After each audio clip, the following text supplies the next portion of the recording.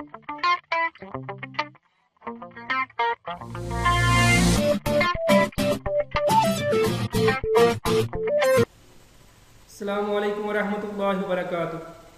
बिस्मिल्लाहिर्रहमानिर्रहीम। नाजरीन, मैं हूँ यासिन जमान और आप देख रहे हैं AutoCAD civil engineering and general knowledge channel. Allah ताला के फजल से आज मैं एक न्यू टॉपिक के साथ आप लोगों के सामने हाजिर हुआ हूँ, जिसमें आपको बताया जाएगा कि M5, M7.5, M10, M15, M20 और M25 क्या है और कंक्रीट की ग्रेडिंग कैसे की जाती है। आइए दोस्तों,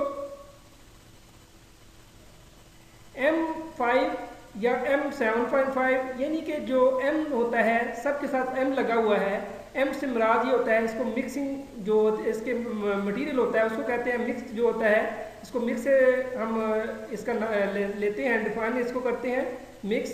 और जबकि जो इसके साथ जो नंबर लिखा हुआ है 20 है, इसको नंबर से शो करते हैं।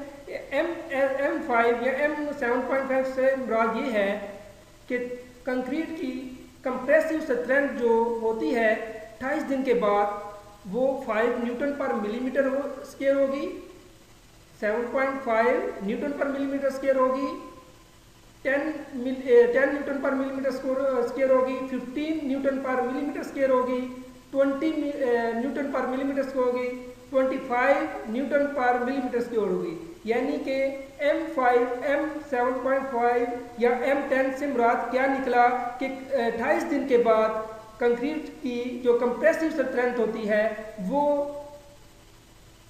वो जो 5 न्यूटन या 10 न्यूटन या यानी कि 15 न्यूटन या 25 न्यूटन यानी कोई भी हो, उस न्यूटन पर मिलीमीटर स्क्वायर होगी। इसलिए हम इसको M5 से शो करते हैं। इसके अलावा इसमें जो रेशो इस्तेमाल होती है वो होती है 1:5:10 की। यानी कि इसमें होता है 1 में सीमेंट होता है, 5 सैंड होती है और 10 एग्रीगेट होता है। इसके अलावा हमारे पास यानी कि मैंने अलग इसमें जो होता है 7.5 जो होती है, इसमें रेशो जो है वो चेंज होती है। वो होती है 1:4:8 होती है।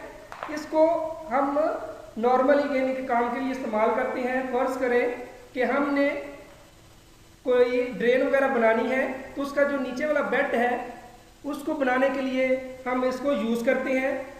7.5 जो होती है, M7.5 जो कंक्रीट होती है, यानी 1:4:8 वाली जो होती है उसको हम यानी कि लीन के कामों के लिए ज़्यादातर हम यूज़ करते हैं। इसके अलावा नीचे है M10 है।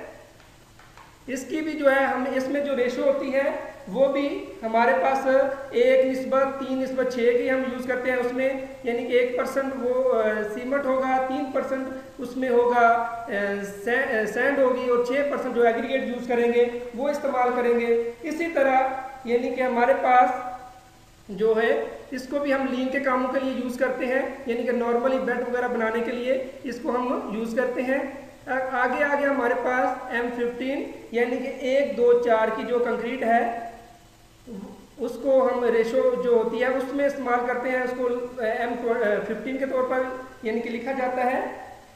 तो इसके जो ये जो हमारे पास मेन होल वगैरह जो होता है, जहाँ पर कम लोड आता है वहाँ पर हम यानी कि इसको इस्तेमाल करते हैं। इसकी जो यानी कि वाल वगैरह मेन होल वगैरह की बनाने के लिए या ड्रेन कोई हमने नाला वगैरह बनाना है उसकी वाल बनाने के लिए इसको हम यूज़ करते हैं। इसके अलावा हमारे पास M20 है। M20 जो है वो भी हमारे पास यानी कि इसमें जो रेशो होती है 1:1.5:3 होती है। यानी कि हमने इसको अच्छे कामों के लिए इस्तेमाल करते हैं।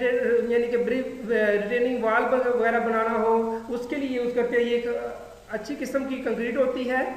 इसके अलावा जो है हमारे पास इसको यानी कि पाइल कैप वगैरह बनाने के लिए इसको हम यूज़ करते हैं जो M20 होती है। इसके अलावा जो आखिर में है M25 जो कंक्रीट होती है, इसमें रेशो होती है 1:1:2 की होती है। इसको यानी कि सबसे जो आला किस्म के काम होते हैं उसके लिए यूज़ करते हैं। जैसा कि हमने ब्रिज वगैरह बनाना हो, ब्रिज वगैरह के लिए जो स्लैब होती है उसके लिए हम इसको यानी कि जहाँ पर ज़्यादा मैक्सिमम लोड आना हो वहाँ पर M20 की जो है 25 की जो कंक्रीट होती है उसको यूज़ करते हैं।